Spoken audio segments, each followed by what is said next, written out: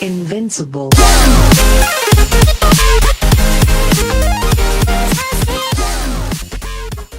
Welcome to Under Review. We're switching it up today. I'm the host for this segment.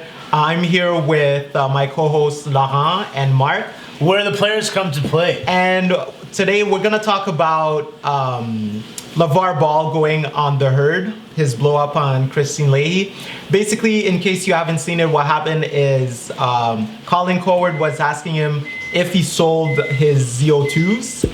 And then Lavar was saying, yeah, I've sold a bunch in my view or whatever. And then Kristine asked him how many. And then Lavar basically blew up on her by saying, stay in your lane and all that stuff. He wasn't even looking at her. Yeah, and he refused to look at her. He had her back to her the whole time. He refused to call it disrespectful. He refused to answer any of the questions. So, what do you think? Was he in the right? Was he in the wrong? What do you think? I think he was in the right because I was watching Breakfast Club the other day with Charlemagne the God, and it actually I was against Lavar at first because I thought it was disrespectful. But after seeing the perspective of Charlemagne, it kind of made sense because in an earlier show, Kristine Leahy was pretty much from a negative standpoint commenting on how like he was raising his kids, you know, like, well, do all three of his kids really want to go into basketball? That's not how you raise your kids, blah blah blah. And she was just going on and on and on about that. And concerning that fact, and then the fact that she kind of baited him, because that's a bait question, the whole like, how many? Oh yeah, like how many shoes have you sold? She was hoping he'd lowball it, right? So she was kind of baiting him in classic bait tactic in the media, you would see. But no, I think he reacted right. I mean, he was there clearly to say, I just want to talk to Colin, and that's what he was there for. Was it disrespectful? Maybe initially, but I mean, she said something bad about him earlier, so it's really hard to not fight disrespect with disrespect. You know, it's human nature to react in that type of way. So, I think he reacted the appropriate way, to be honest. And what do you have to say, Mike? First and foremost, I have always thought Lavar Ball is a chump. Okay, he is, and I do think he kind of handled the situation in a disrespectful way, but after looking at it again, I do think that, like Laurent said, she did kind of bait him, and she did, you know, she's giving her own personal opinions, and it like, to me, it doesn't make sense. Like, for instance, with the shoes, why do you have to bring in that, well, I think you should have a women's brand?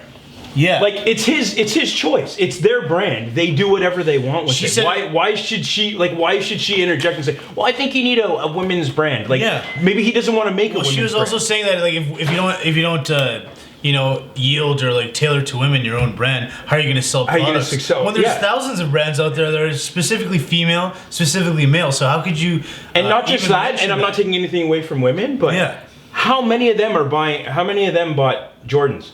Exactly. Air Ones. Probably not too many. The demographics not there. More in the States and Japan, but but you know what I mean? Yeah. It's like, not as tailored a whole. Specifically towards women or men. You know what I mean? So in that sense, yeah, I think he was in the right, and you know, naturally you would get defensive. And then she got upset by saying he disrespected women, and because he made a comment about Jason Whitlock saying how he should lay off the snacks. Yeah. And she said how he not only is he disrespectful, but he's like prejudiced towards larger people. And she was purposely putting words in his mouth. She was kind of demonizing him. You know what I mean? Baiting him again, right? And baiting him into basically getting mad at her on air. For that reason, I don't think it's right. And there's the whole topic of like, where people think like in America, like if a black man comes at a white woman like that, it looks unfavorable for the most part. But I'm sure France will comment on that. So his opinion.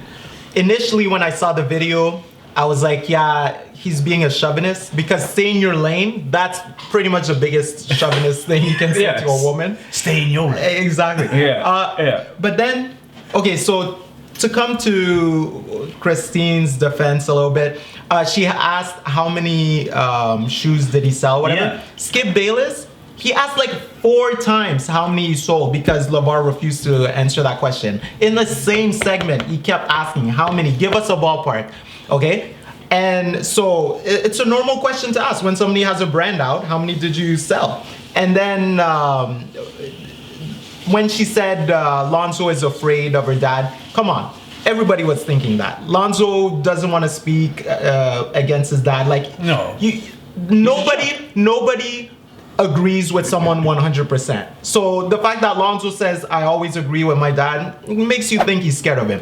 Where she did go wrong is saying, oh, the odds that all the kids will want to play basketball, that's pretty much accusing Lavar of forcing basketball down their throat. Unless you have evidence for that, you really shouldn't say that. And is that your business? Yeah. Really? That's To even dumb, ask that, yeah. is it even your business? And you know? and on top of that, let's say he was shoving basketball down their throat.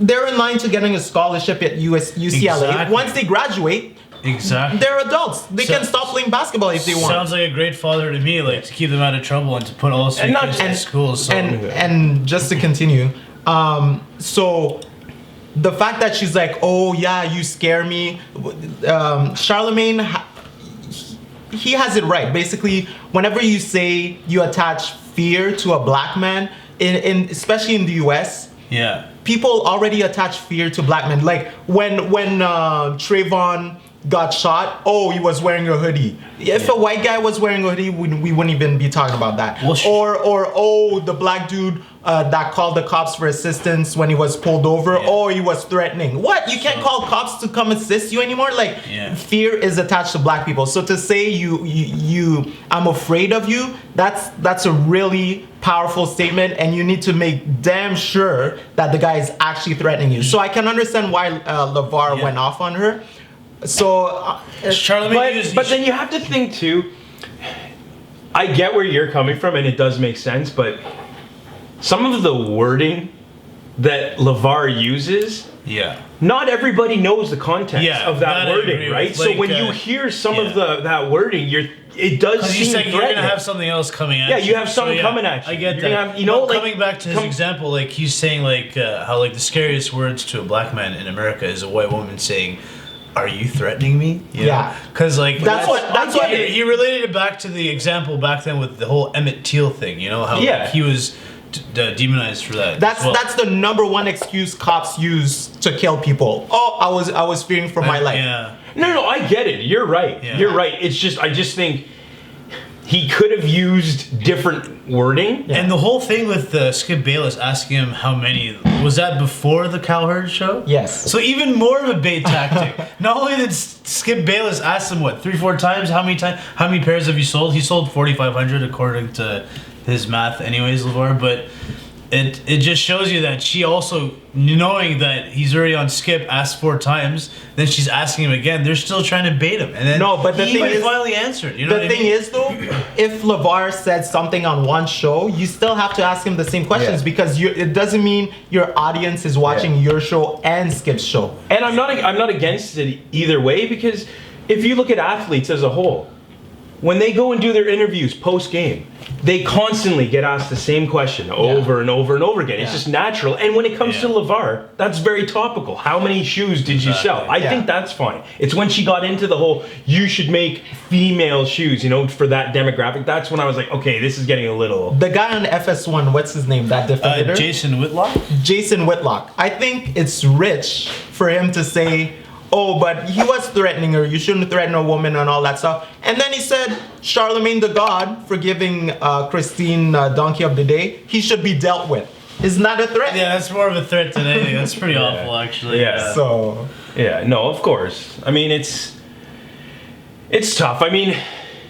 People don't like... The thing is, a lot of people don't like Lavar already, right? Yeah. So anything they can use against him, they're gonna use. At the end of the day, initially, what he did for his sons was great. Like, you know, like what father can push all of his 3 kids to college? Oh, well, short term and long term. So what? You don't want to play basketball in the future? At least you still have that college degree, right? You can still go do something with it. Long term wise, though, but it should stay out of those things. The only thing that Lonzo could prove now is on the court, and that's it. But it's the way that he's doing it.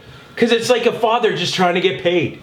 That's the way he's doing it. It's like he's just trying to get his sons out there so that he can get paid. Before we end this, I just want to make my position clear. Lavar, he did say some things that are chauvinist, but I also think he has a reason for flipping out. I So agree. they're both in course. the wrong, in my view. They're both Considering, in the wrong. yeah. I think we're all taking the politician back road here and Yeah, sort we of are. playing the No, fence no, no, sitter. no, no, We're no. playing fence sitters, let's be Anyway. honest, but that's fine. Well, I mean, Cowherd would have said something. You would have cut it off, but he kept the show going. Yeah. I mean, he apologized later, or like said LeVar could have handled it a different way. But like, really, like we're doing it. They're doing it for ratings. Yeah, of obviously. course. It sells. Everything's ratings. All But right. yeah. On to the next segment. See you soon. Here we go.